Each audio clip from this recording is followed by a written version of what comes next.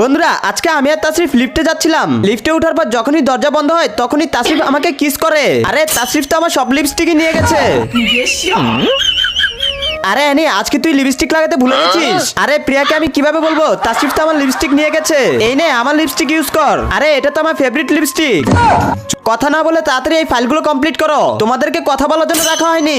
এই তাসরিফ সবসময় একটু বেশি ভাব দেখায়। হাই জানেমান, তুমি তখন আমার সাথে এরকম ব্যবহার করলে কেন? অ্যানি না হলে তো সবাই বুঝে যাবে আমরা রিলেশনে আছি। আচ্ছা ছাড়ো এখন, না হলে কেউ দেখে ফেলবে। আমার বউকে আমি জড়িয়ে ধরবো, কে কি বলবে? আরে ইয়াস ছাড়ো, প্রিয়া এদিকে আসতেছে। তার আগে বলো তুমি টাকাকে ভালোবাসো নাকি মাকে? যদি মাকে ভালোবাসো তাহলে ভিডিওটিতে লাইক করে চ্যানেলটিকে সাবস্ক্রাইব করে দাও আর কমেন্টে তুমি তোমার সুন্দর নামটি লিখে যাও। আরে ছাড়ো আমাকে।